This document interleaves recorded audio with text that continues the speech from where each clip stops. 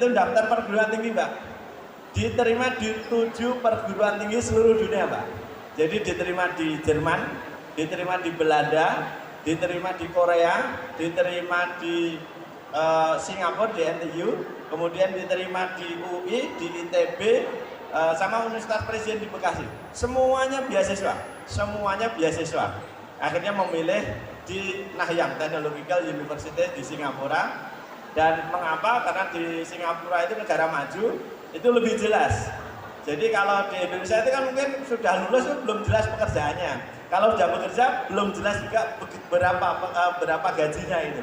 Di Singapura ketika Stadion General, ketika kuliah perdana itu udah dibagi brosur. Kamu jurusan apa? Kalau kamu jurusan teknik elektro, nanti kalau bekerja gajinya 33 juta.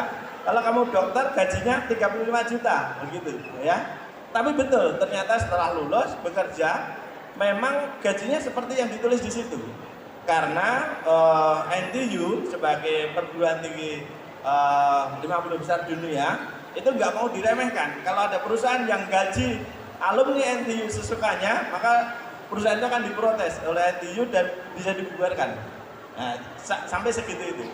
Ya alhamdulillah sekarang itu anak saya sudah berkeluarga, kebetulan suaminya juga sama tinggalnya di Singapura, saya sudah punya cucu saya. Jadi ini saya hanya menyampaikan bahwa ketika kita belajar selagi yang lain masih tertidur, maka kita akan berhasil.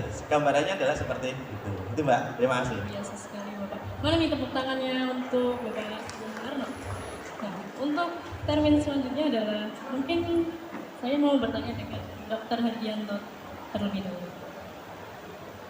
Bapak, mohon izin bertanya bagaimana proses Bapak dalam meniti karir dari Kepala Dinas Kesehatan hingga menjadi Sekretaris Daerah Kabupaten Sragen. Monggo Bapak diberikan sharing untuk teman-teman semua. Mungkin ada yang pengen jadi dokter, adik-adik. Nah, banyak nih, lumayan banyak yang mau jadi dokter. Monggo Bapak. Terima kasih. Ini ya intinya saya juga mau ini ya bagaimana kita hidup ya. Tapi saya awali dulu. Seperti Pak Nano tadi ya. Jadi seperti ini. Kalau saya orang jadi semboyan hidup itu begini. Awalnya aja orang pinter banyak, orang punya duit banyak. Yang nggak banyak orang itu ada orang prihatin. Apa yang dimaksud prihatin itu?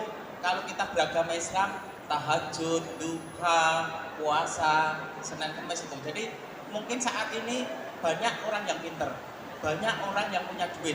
Tetapi saat ini mungkin belum banyak orang yang mau prihatin.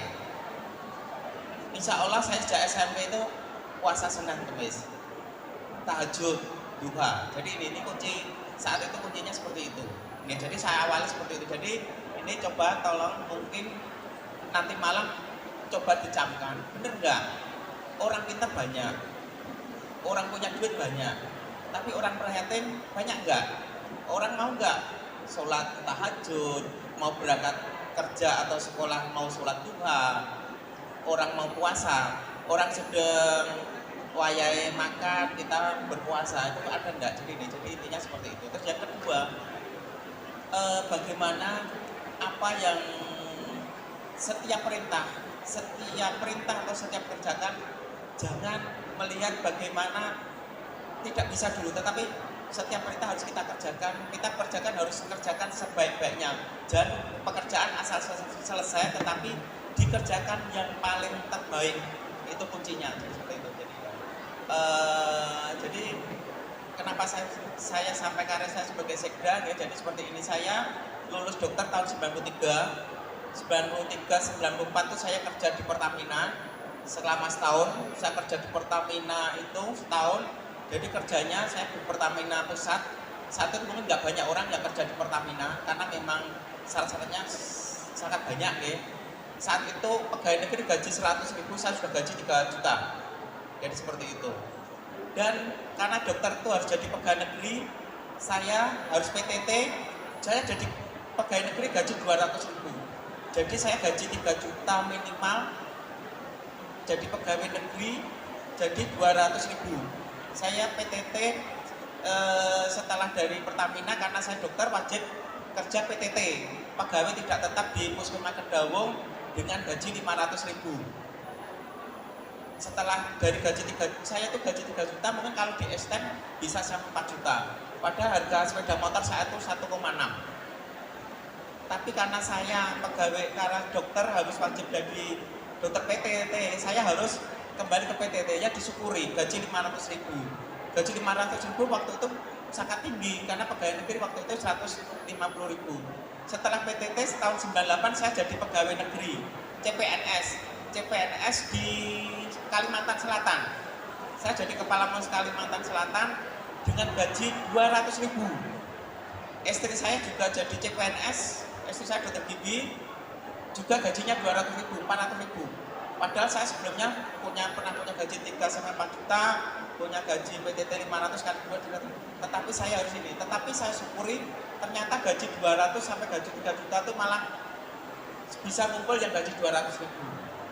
Saya tahun 2002 kembali ke Kabupaten Sragen yang saat itu sebenarnya dari Kalimantan Selatan itu karena saya dulu waktu di Kalimantan sering nulis ini, kemudian Kementerian Kesehatan ngambil saya sebagai mau diambil jadi pegawai, dipindah ke Kementerian Kesehatan.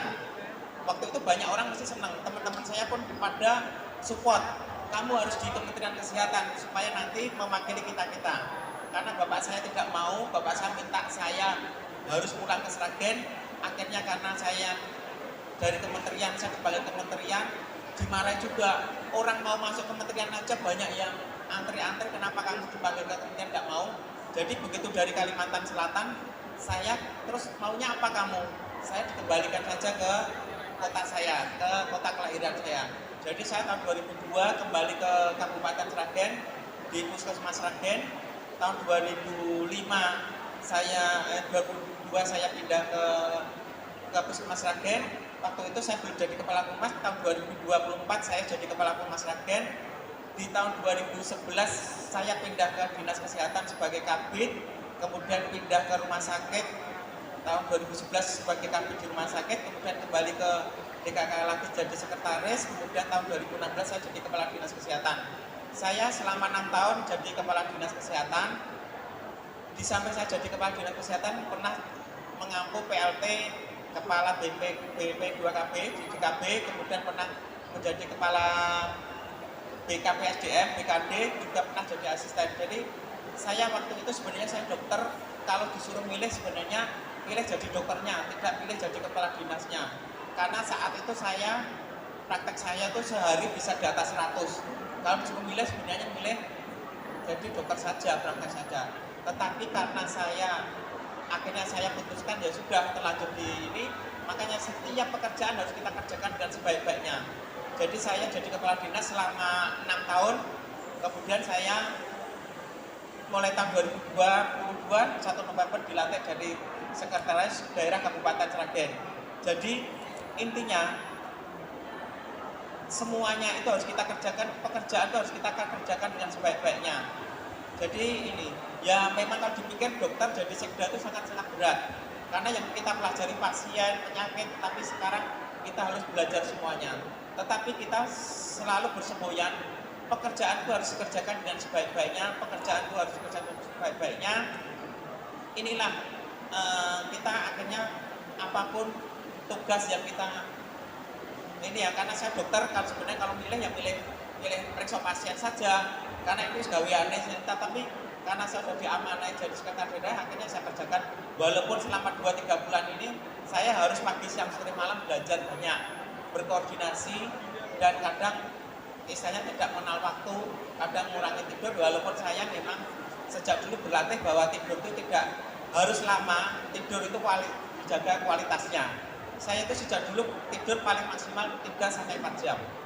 Jadi seperti itu. Jadi sampai sekarang pun tetap seperti itu, nggak masalah. Jadi sekarang intinya kita selama mahasiswa, apa yang kita pelajari harus kita pelajari sebaik-baiknya. Jangan menyesal. Jadi kalau kita bekerja sudah tidak ada yang bertanya, tetapi kalau kita mahasiswa masih bisa bertanya. Jadi sewaktu kita mahasiswa, baca semuanya, pelajari semuanya sampai kita ngerti. Dan itu nanti jadi saku kita untuk menjadi pegawai. Makanya ini jadi semuanya bisa seperti organisasi ini jadi istilahnya sanggup kita, jadi investasi kita untuk bekerja di yang akan datang. Semuanya istilahnya apapun pekerjaan kita, apapun yang dilakukan kita adalah investasi yang kedepannya menjadikan kita lebih mudah. Jadi seperti itu. Jadi ini perjalanan karir saya yang sebenarnya saya tuh dulu kepala dinas kesehatan tidak punya cita-cita kepala dinas kesehatan, saya tidak punya cita-cita jadi sekda, tetapi alhamdulillah sekarang saya jadi sekretaris daerah, jadi orang nomor 1 di ASN di Kabupaten Sragen. Seperti itu. Yes, sekali. Mari tepuk tangannya untuk Dr. Hergianto. Banyak sekali perjalanannya ya teman-teman, dia cuma jadi dokter, tapi juga bekerja di Pertamina dan menjadi PLT di beberapa bidang di Kabupaten Sragen. Untuk selanjutnya Bapak Sunarno mungkin bisa menceritakan bagaimana perjalanan Bapak dari awal hingga sampai saat ini. Ya, terima kasih. Tapi sebelumnya saya mau menyambung dari apa yang disampaikan Pak Sekda tadi.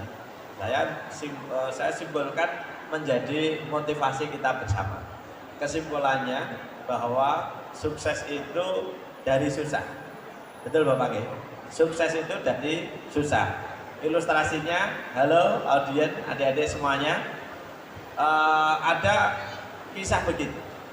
Di suatu lautan lepas sana berkerumun ribuan anak kerang beserta satu induknya. Bisa bayangkan ya? Beserta satu induknya. Nah, tiba-tiba datanglah badai ombak yang luar biasa. Pada saat itu ada satu anak kerang yang sedang membuka katupnya. Halo, perso anak kerang ya, gambarannya ya. Ya kerang itu yang rumahnya kuat itu ya, yang bisa membuka gitulah. Kemudian ada satu butir pasir di laut itu yang masuk ke tubuh anak kerang. Akhirnya anak kerang ini mengerang kesakitan. Aduh mah, sakit mah, maksudnya mama kerang, gitu ya, mama kerang. Nah, mama seperti mama-mama di sini itu sifatnya biasanya meredakan. Nah, sabar ya nak, kamu tahan, barangkali sebentar lagi akan reda sakitnya. Tapi sakit mah, begitu ya, sabar nak. Kita ini makhluk kerang, kita bukan manusia yang punya tangan yang dengan mudah mengambil pasir itu. Akhirnya subhanallah, ketika anak kerang mengerang kesakitan, ini pelajaran bahasa Indonesia. Jadi kata mengerang itu inspirasinya dari anak kerang yang sedang sakit. Jadi kalau mengerang itu pasti kesakitan Mbak Yen, ya. Iya, mengerang kesakitan. Subhanallah, ketika anak kerang mengerang itu, ternyata dari tubuh anak kerang itu keluar lendir. Keluar lendir, yang lendir itu kemudian membasahi dari pasir tadi, membalut, membuat bola yang kecil yang lembut, lama-lama menjadi agak besar, lama-lama menjadi agak keras, dan kemudian jadilah apa? Jadi apa Mbak? Mutiara, luar biasa. Jadi anak kerang yang bersakit-sakit ini itu menjadi kerang mutiara. Sementara saudara-saudara ribuan saudara-saudara yang lainnya itu menjadi kerang rebus. Bagaimana perbedaan antara kerang mutiara dengan kerang rebus? Kerang mutiara lebih mahal. Kerang rebus 1 kilo hanya berapa ribu? Mutiara bisa ratusan ribu, bahkan bisa jutaan tergantung kualitasnya. Nah, kesimpulannya apa?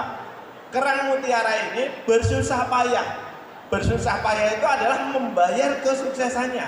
Maka mulia. Seperti Pak Sekda tadi juga, ketika muda sudah membiasakan bersusah payah. Temennya tidak puasa, berpuasa. Oke? Temennya tidur sampai pagi, Pak Sekda bangun untuk tahajud. Ya, barangkali juga berbagi, bersedekah, membantu temannya, mendaur saudaranya, membantu orang tua dan lain sebagainya. Nah, seluruh yang susah payah itu oleh Tuhan Yang Maha Kuasa itu dicatat sebagai kemuliaan dan digantikan ketika orang tersebut menghendaki kepandaian, maka diganti dengan kepandaian. Ketika orang tersebut itu menghendaki kekayaan, diganti dengan kekayaan karena sudah mulia. Jadi susah payah itu membuat orang mulia. Nah, orang mulia itu sukses, ya. Orang mulia itu sukses. Maka adik-adik mahasiswa atau mungkin yang masih siswa, Kalau panjenengan sekarang ini bersusah payah, katakanlah menjadi panitia ini susah payah ini, ya susah payah. Kalau yang nyanyi susah payah enggak nih? Kayaknya susah payah juga ya, kan ini kan kerja bakti gitu ya. Enggak masalah. Ini menjadikan panjenengan mulia. Tidak ada yang lepas, tidak ada yang hilang. Ya, Tuhan tetap menghitungnya, digantikan dengan apa? Dengan kebahagiaan-kebahagiaan yang lainnya. Oleh sebab itu, panjenengan wawancari seperti empat mata kayak gini. Orang sukses tuh pasti kalau diwawancari, Mbak, pasti susah payah. Ini contohnya tadi saya membahasakan Pak Sekda ini. Oh, ternyata Pak Sekda itu bukan penak-penakan dari dulu, enggak, susah payah. Bahkan membiasakan diri sebagai susah payah, karena susah payah itu adalah memuliakan seseorang.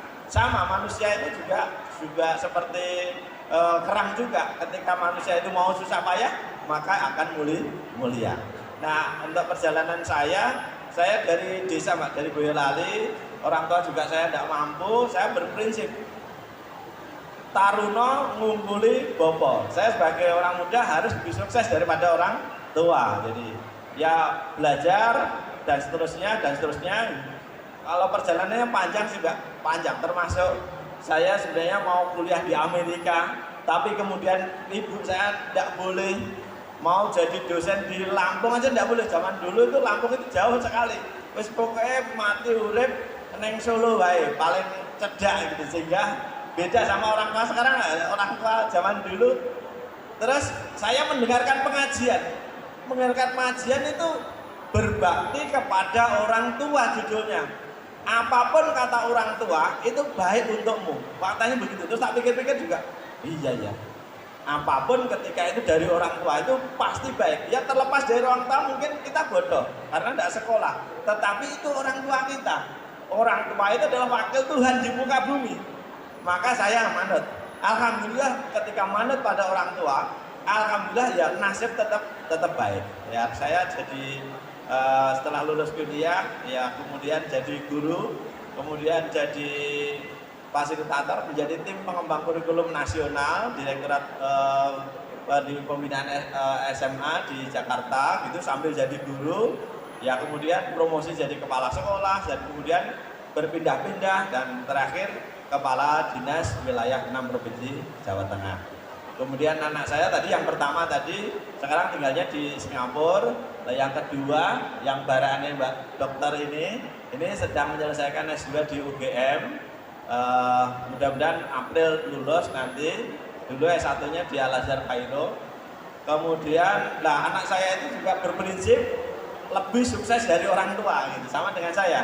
Nah, lebih sukses orang tua lah, orang tuanya itu sekolahnya dulu di UNS, ya anak saya tidak di UNS ya, yang lebih. Yang satu yang pertama itu di Nahyang Singapura, yang kedua itu di Kairo, dan yang UGM, yang nomor 3 itu udah lulus UGM Teknik Elektro, yang nomor 4 baru masuk UGM Teknik Elektro, itu anak saya. Istri saya dulu terakhir kepala SMA Negeri 1 Surakarta, sekarang menjadi pengawas di cabang dinas pendidikan wilayah 5 di Boyolali. Itu Mbak. Keren sekali. Mari tepuk tangannya untuk Bapak Sunarno. Karena memang ini adalah seksi talk show gitu Pak. Iya. Mungkin saya akan membuka pertanyaan untuk teman-teman semuanya, bisa dari kelas mahasiswa maupun dari anak SMA. Silakan, yang mau bertanya monggo. Adakah yang ingin bertanya? Dari sisi sebelah kiri saya mungkin. Adakah yang ingin bertanya teman-teman? Atau sisi sebelah kanan? Belum ada? Karena memang belum ada pertanyaan, mungkin kembali lagi ya Bapak untuk seksi selanjutnya yaitu topik. Untuk Bapak Dr. Hardianto nih, saya ingin bertanya. Bagaimana Bapak melihat kesehatan di bidang mulai dari anak pelajar seperti itu? Apakah kesehatan di Kabupaten Sragen ini sudah disadari oleh teman-teman anak SMA maupun anak kuliah ataupun kelas remaja seperti itu Bapak? Terima kasih. Untuk kesehatan, jadi sebenarnya kita sudah sosialisasikan yang jelas untuk teman-teman untuk anak SMA, terutama remaja putri, karena saat ini banyak sekali Indonesia itu sekarang Kenapa banyak bayi lahir stunting? Karena anak remaja Indonesia itu masih tidak mau minum obat tambah darah dari puskesmas atau dari pemerintah.